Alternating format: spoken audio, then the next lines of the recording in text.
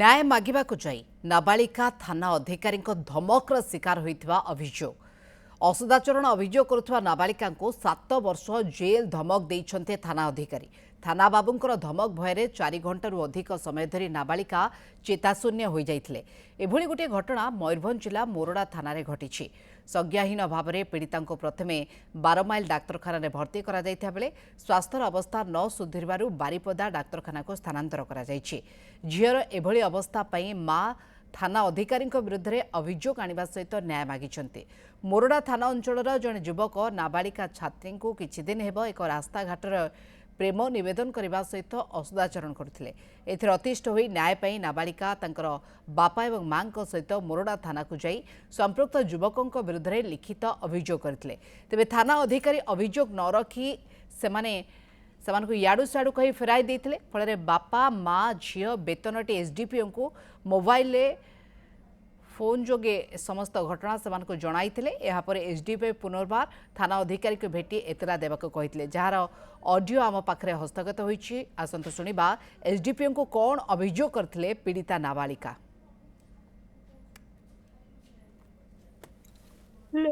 Hello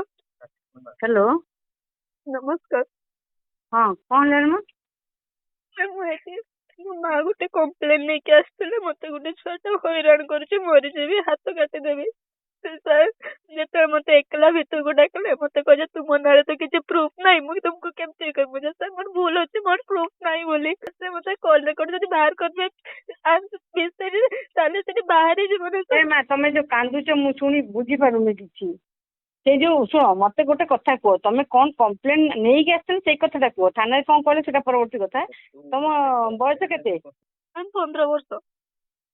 तुम कौन पाठ पढ़ुच आज्ञा कौट पढ़ुच ए मोरडा पढ़ुली ए सरीगला 10 परीक्षा दे दीच आज्ञा हाँ तो से पिला किए ता ना कौन श्रवण माझी हौ ता घर कोठी हल्दी पाले तम घर कोठी चित्रोड़ा ओहो तुम पाख पिला सी आज्ञा सेठू सेठू मत रामनवमी दिन प्रपोज मारला मैम तापर जो मुझे एक्सेप्ट न कली घंटे कि 2 घंटा गला मत कहे मरीजी मत आज लास्ट देखा मरीजी एमती मैम मत बहुत थर गला 2-3 थर गला भाषा भी मत गाड़ी देती भाषा गाड़ी मुझे याडे जी मत कही घर बाहर माने मत फोन करके बाहर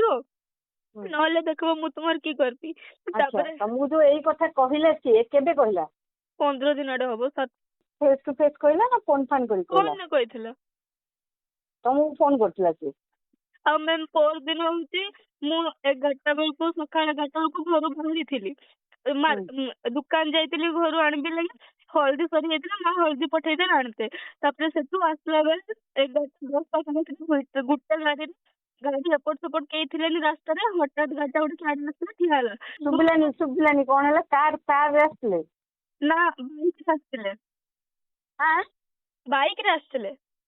बाइक रे तापर बाइक रे आसले दुईटा लोक हेलमेट पिनचंती बाइक रे आसले मु अधा रास्ता रे ठिया आइतिली मते टिया देखले मु कहि जे छुआ टिके सुन मु कहि जे आगे कहून तापर गुटे लोक जे गाड़ी बसला पथरे से उल्ले के ठिया हला तापर से लोक कहूँ टे पाक आस मु गलिनी मत डर लगला तो से दौड़ेली घर को दौड़ला को से मो पछरे बहुत जोर दौड़ी मैम तापर मु पूरा आम घर गली तक से आसी काली सेमती काली राती 10टा 10:30 पाखापाखि मु हाटपदरे बस आम दुकान में मु आम जेजमी बसचे से सहित गोटे छुआटा आसिक मो सामने 2 घंटा पाखापाखि ठिया मोर फोटोटा उठेकी पळेला सेठी मु ताको डाकली मु कहि सुण ताको सुनला को मो जेजमा ताको गाली देले जेजमा गाली देला को से सेठू पळेला तापर आ सुनलानी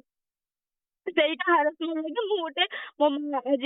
कंप्लेन देले से कंप्लेन टा नौ नांती कहउछन जे तुमर आडे सब भूल भारिबो जदी तुमको 7 वर्ष जेल ले जइबो एटा हमें किछि करि परबानी से छुआ को तो हमें मार दियो से छुआ को हमें टिकट के हले पछी दबा किंतु तुमर आडे किछि तो प्रूफ नाही ना जा जदी दे देला तुमे जदी ताको हरास करथुवा ताले सुमित सर अछंदी आज्ञा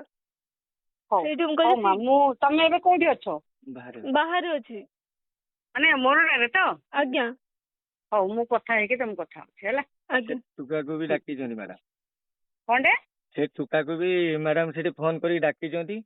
ସେ ମୁଁ ତାକୁ ଡାକୁଛି ଆଉ ବୁଝେଇଦେବି। ମୁଁ ଲେଖା ନେଇକି ଆସିବି, ସେ ତଥାପି ଲେଖା ରଖିଲେନି ସେ କିଛି। ଠିକ ଅଛି ମୁଁ କଥା ହଉଛି।